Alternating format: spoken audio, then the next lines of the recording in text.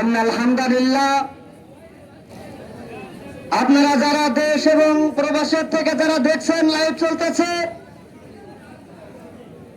দিনপ্রিয় আল্লাহর জান্নাতি মেহমানেরা আপনারা দেখতেছেন, ফিলিস্তিনি গাজার মুসলমানেরা দীর্ঘ কয়েক বছর ধরে খুব নির্যাতিত নিষ্পেষিত হয়ে আছে। আমরা মুসলমান, আমরা দূর থেকে তাকিয়ে দেখতেছি আর মোছে আমরা তেল মাখাচ্ছি, মনে করতেছি যে আমরা বাংলাদেশের মানুষ বোধহয় বেঁচে গেছি। আমরা কি বাঁচেছি বলেন? আমরা মুসলমান, আমাদেরকে ছাড়তিছে। আজ দেখেন ফিলিস্তিনি মুসলমানদেরকে মারতে মারতে রাফায় ছিল মাত্র 1,17,000 মুসলমান।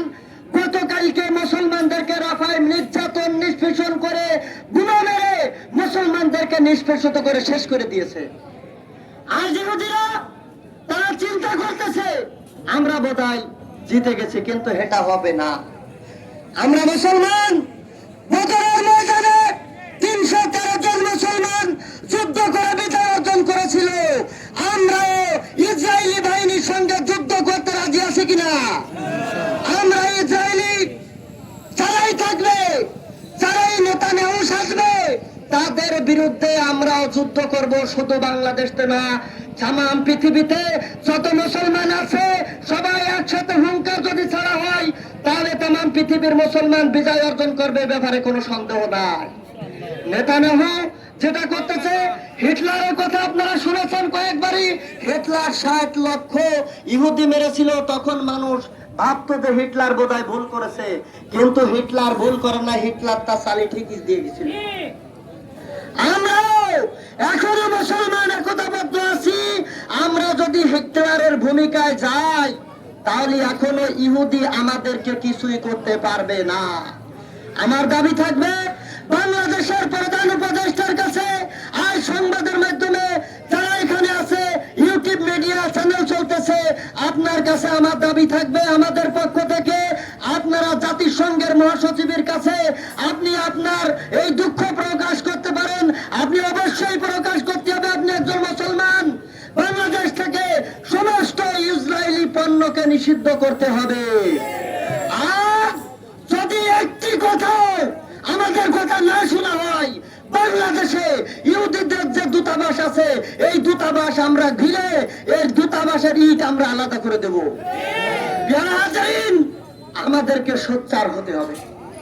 আমরা এখনো মুসলমান, বীরের জাত খালিদ বিন ওয়ালিদের উত্তরসূরিরা, জামালউদ্দিন আইয়ুবী, হযরত আলীর উত্তরসূরিরা। আমরা মুসলমান 101 জনই যথেষ্ট 1000 ইহুদির সঙ্গে। প্রিয় হাজেরিন, আমরা আমাদের ইমানের দিকে অটল থাকতে হবে। আমি প্রধান উপদেষ্টার কাছে দাবি রাখবো, আপনি অতি দ্রুত ঘৃণা প্রকাশ করবেন এবং জাতিসংঘে আপনার ভালো একটি মান আছে, এটা আমরা জানি। বাংলাদেশের মানুষ আমাদের বিশ্বাস আছে, আপনার কথা ওখানে রাখবে। আপনি অতি দ্রুত পদক্ষেপ নেবেন। এই সহ উপদেষ্টা মণ্ডলীর সদস্য যে যেখানে আছে, আপনারা যে যেভাবে পারেন ওই ইসরায়েলির বিপক্ষে পদক্ষেপ নেওয়ার জন্য আপনাদের প্রস্তুতি নিতে হবে। এমনকি যদি বাংলাদেশের থেকে সৈন্য প্রয়োজন হয়, ইসরায়েলের বিপক্ষে সৈন্য আমাদেরকে দিতে হবে। আমরা কি রাজি আছি? আমাদের জীবন যে হলো, আমরা ইসরায়েলের বিপক্ষে আমরা পদক্ষেপ নেব। আর বাজার সহ বাংলাদেশে যত ইসরায়েলি পণ্য আছে, যত ইসরায়েলি মিডিয়াগুলো আছে, এগুলো বন্ধ করে দেবেন আজকের থেকে। ইসরায়েল কার? আমরা বাংলাদেশের মানুষ চাই না? চাই, আমরা চাই। ইসরায়েলের একটা ইটও আমরা আস্ত রাখবো না, ঠিক কিনা? আমরা ফিলিস্তিনি রাফার মুসলমানদের পক্ষে কথা বলবো। আমরা রাফার মুসলমানরা হত্যা করেছে, রাফার মুসলমানদেরকে হত্যা করেছে, আমাদেরকে আমাদের কলিজায় আঘাত করেছে, ঠিক কিনা?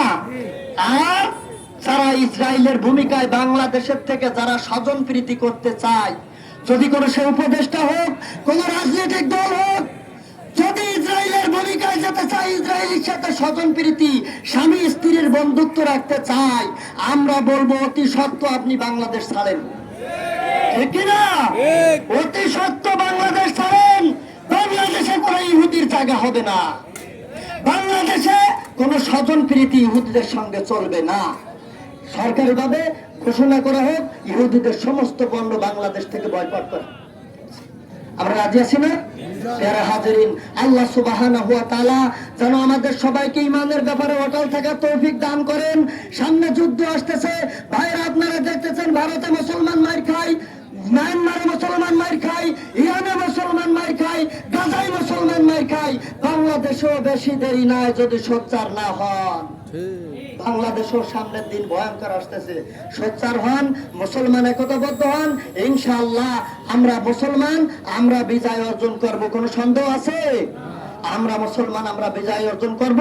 আল্লাহ সুবহানাহু ওয়া তাআলা যেন আমাদের জীবনের শেষ নিঃশ্বাস পর্যন্ত ঈমানের পথে অটল থাকার তৌফিক দান করেন, আমিন। ওয়া তৌফিক ইল্লা বিল্লাহ ওয়া আখির দাওয়ানা আনিল হামদুলিল্লাহি রাব্বিল আলামিন। এ পর্যায়ে বক্তব্য রাখবেন হাফেজ মাওলানা মুফতি খায়রুজ্জামান কামরুজ্জামান সাহেব, সেক্রেটারি চন্দ্রপুর বেওয়ালি ইমাম ও উলামা পরিষদ।